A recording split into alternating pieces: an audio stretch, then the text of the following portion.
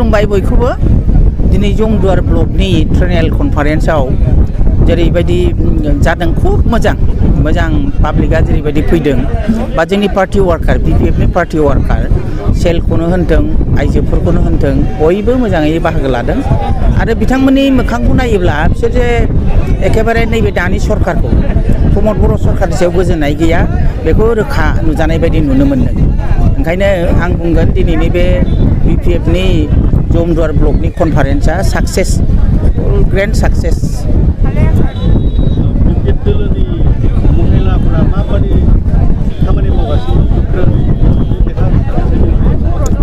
जेब्लानिफ्रायनो सुक्ति जादों बिटिसि सुक्ति जादों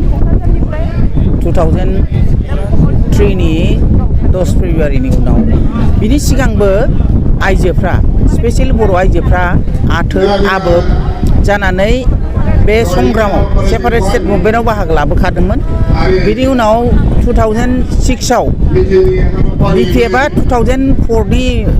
नभेम्बराव दादों बिनिफ्राय जेनेरेल काउन्सिल फैखांनायनि उनाव बिमा माहारिखौबो आइजोफोरखौबो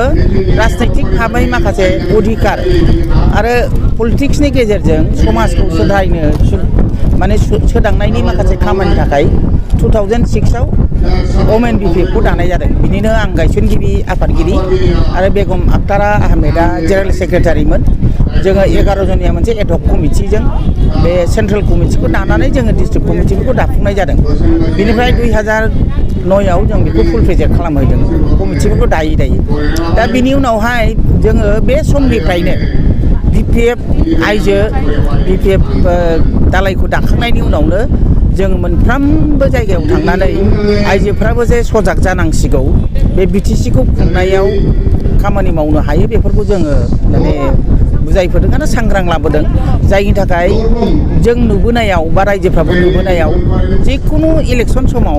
आइजोफोरनि जे अबदान बा आइजोफ्रा जे बाहागो लाबोदों बे रोखा आरो बुंनो थाङोबा देरहानायनि बेलायावबो आइजोफोरनि गोबां कन्ट्रिबिउसन दङ आरो जेब्ला सेन्ट्रेलाव इन्दिरा गान्धीया जेब्ला प्राइम मिनिस्टार दंमोन बे समावनो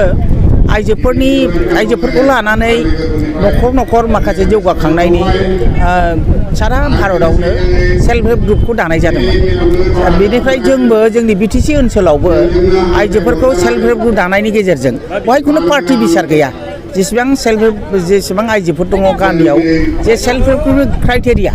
नियम बे नियम बायदियैनो जोंबो सेल्फ हेल्प ग्रुपफोरखौ दाबोदों बिनिफ्राय रिकगनाइजआ बे समाव डेभेलपमेन्ट ब्लकआव जायोमोन 2009 आव आं जेब्ला प्रेसिडेन्ट दंमोन बे समाव जों 500टा बिटिसि एलेकानि सेल्फ हेल्प ग्रुपफोरनो जोङो 5000 कोटी फैसा होबोजेनदों बिनिफ्राय फैयै दिनै एनआरएलएम जाबाय एनआरएलएमनि गेजेरजोंबो जेसेबां रिकगनाइज मोननाय सेल्फ हेल्प ग्रुप दं बेखौ बिटिसि सरकारा बे समनिफ्रायनो फैसाफोरखौ होबोदों बिनिफ्राय 2012 निफ्राय 11 निफ्राय एनआरएलएमनि गेजेरजों डाइरेक्ट सेल्फ हेल्प ग्रुपनि एकाउन्टआव फैसाफोरखौ हरनाय जाबोदों जों बे एवारनेसफोरखौ जों लाबोदों खुनुदिन जोङो पार्टि बादखौ खालामफेराखै बयबो जेसेबां दङ बिथांमोननो जों होबोनाय जादों आरो 2020निखौ होस्लाबनो हायाखिसै खिन्थु होबोदों बिथांमोनहा 15,000 सिमखौ मोनबायमोन आरो बिनिफ्राय क्राइटेरिया जेसेबां एनआरएलएमनि जे नियम दङ बे हिसाबै लन मोननायनि सिस्टेम दङ सोरबा सेल्फ ग्रुपआ 5 लाखसिमबो मोननो हाबायमोन दा जों बेखौ बुंनो हायो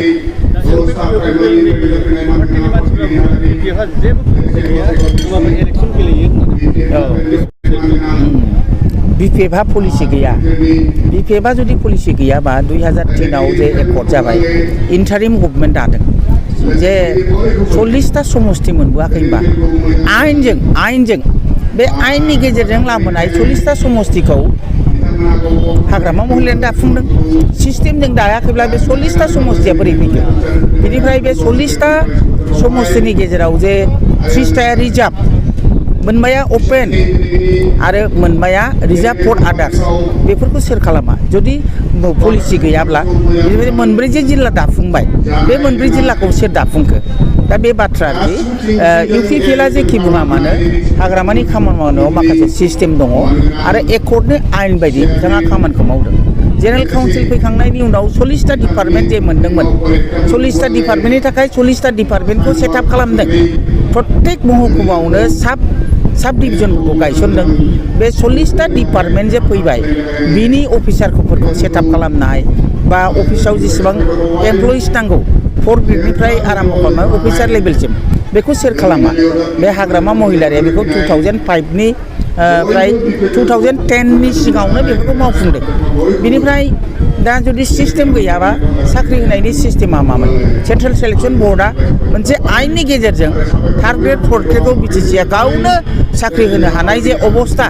बेबस्था दंमोन बे बेबस्था हाग्रामानि नङाबा इउपिपिएलआथ' बानायाखै दिनै जे समस्थियाव थानानै बिथांमोनहा दिनै इलेक्सन गेलेदों बेफोर सिस्टेमा गासिबो हाग्रामा महिलानि दैदेननायाव जानाय आरो जेसेबां डिपार्टमेन्ट जाय डिपार्टमेन्टखौ लानानै बिथांमोनहा इएमखौ लादों बे डिपार्टमेन्टफ्रा हाग्रामा महिलारि बानायनाय आरो बिथांमोनहा दिनै हा राननायनि खोथा बुंदों बे हा राननो हानायनि आयेना बबाव दं बिटिसि एकर्डआव दङ बिटिसि एकर्डआव थाखानायखौ हाग्रामा महिलारि बिथाङाबो माने पाट्टाखौ होनायनि बाथ्राखौ बिथाङा बुंदों मानो होनोबा एकर्डआवनो दङ जे 2003 सननि 10 फेब्रुवारिनिफ्राय जायफोर बिटिसिआव दं बिसोरो बिटिसि बासै ओंखायनो 2005नि जेसेबां भट होनो मोननाय बिथांमोनानो बिनि नागरिक जाबाय जेब्ला बिथांमोनानो बे हानि सायावबो अधिकार थागोन बे आयेनाव फैखानाय आयेननि बाथ्राखौसो बुंदों खिन्थु माब्लाबाबो हाग्रामा महिलारिया बुङाखै जे बिपिएफनो जाय भट होग्रा बिसोरल' हानि पाट्टा मोनगोन बा बिसोरल' आसनिखौ मोनगोन होननानै हाग्रामा महिलारिया बुङाखै नाथाय दिनै इउपिपिएलआ स्वयं उर्खावगोरा ब्रह्मआ दाख्लै 6 तारिखआव बेंटलाव फैनायाव बाइ इलेक्सनाव बिथाङा सासे केबिनेट मन्त्रि बिथाङा समाय लादों संबिधानखौ लानानै जे पक्षपात खालामा बिथाङा मा बुंखो जायफोर इउपिपिएलआव गैया बा बिजेपिआव गैया बिपिएफआव थानाय कंग्रेसआव थानाय दस्रा पार्टियाव थानायफ्रा रावबो अरुणदयखौ मोननाय नङा अरुणदय मोननायाथ' माखासे क्राइटेरिया दंना नियम दङ ओंखायनो आं सोङो आरोखि उर्खावगोरा बा प्रमद बर' बे बिटिसिखौ सोरजिनायाव बै आइजोफ्रा जायफ्रा हयथ' सोरबा एक्सट्रिमिस्टनि सोरबा एनडिएफबिनिबो बिमा थानो हागौ सोरबा मुंख्लं न'खरनिबो थानो हागौ जायफोर माने अरुणदयखौ मोननो हानायनि क्राइटेरिया दङ बिथांमोनहा बिपिएफजों थानायखाय बिथांमोनहा मोनला नामा बा बिथांमोनहा दलखौनो खालामाखिसै बिथांमोनहा मोनला नामा होमबा नों जाथिखौ मा सिबिनो नागिरदों प्रश्नआ बे दिनै बिसोरथ' एखेबारे थगायनानै नंखाय माने आइजोफोरखौ प्रलम्भन देखाय सेल्फ हेल्प ग्रुपनो 75,000 फैसा होगोन होननानै बिसोरो ज' मिटिङाव लाङो जोंनि गेजेराव दिनै बिमाफोरनि गेजेराव प्रलम्भन लब देखायनानै थगाय जे मोनसे गोसोखौ दुरबल खालामदों बे मुगैथाव आरो जों बेखौ निन्दा खालामगोन आरो बिपिएफआ माब्लाबाबो खालामनाय नङा आरो जोङो आइजो बिपिएफनि जानानै जों साफ्रोमबो आइजोफ्रा जाहाथे गावनि अधिकारखौ मोनो जों बेखौसो खामानि मावो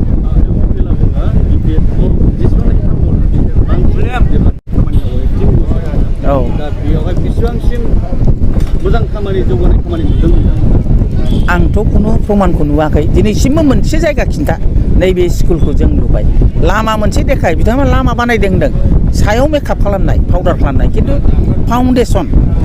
हा खोनायनिफ्राय आराम्भ खालामनानै हाखर हाला लुथेनायनिफ्राय खालामनानै बबेबा लामा दोंसेखौ खोन्था जों नैबेखौ मावबाय होननानै बिथांमोनाथ' खोन्थानो हाया दा बाथ्रा बेनो जे हाग्रामाया जेखौ मावनो हायाखै बेखौ बोसोरथामाव मावदों होनदों हाग्रामाया थगाया खुनु दिन रावखौबो थगायफेराखै थगायनो रोङा बियो माने रावखौबो माने दाबि धमखि होननानै खोथा बुङा रायजोनि गोजोननायनि खोथाखौ बिथाङा बुंदों ओरैबायदि ओंखायनो रायजोफ्रा मोजां मोनो बिथांखौ सिम्पोलखौ दा प्रमद बर'आ हाग्रामा मावनो हायि खामानिखौ मावनो हादों नंगौ माखौ थगायनायखौनो प्रमद बर'आ मावनो हादों आरो बिनि थगायनाय सोलिनाय माने दफा मुफा खोथा बुंनाय एखेबारे बे खामानिखौनो बिथाङा मावनो हादों आरो बिथाङा दिनै बिटिसिखौ सिफायनो नागिरनाय जे षड़यन्त्र खालामो बे जोबोद मुगैथाव आरो बेखौ खुनु दिन खालामनो हाया खारन बे बिटिसिआ गोबां जोंनि जोहोलावफोरनि मुंख्लं सहिद आरो साफ्रोमबो बिटिसिआव थानाय हारसा बर' जायखि हारियानो जा मानो बयनिबो गोलोमदै दं बेहाय रायजो राजानि थै दङ बेहाय थै आरो गोलोमदैजों सोरजिजानाय बे BTCखौ जोङो थांनानै थासान्दियाव अलखदाव खोख्लैनानै दोननो हाया।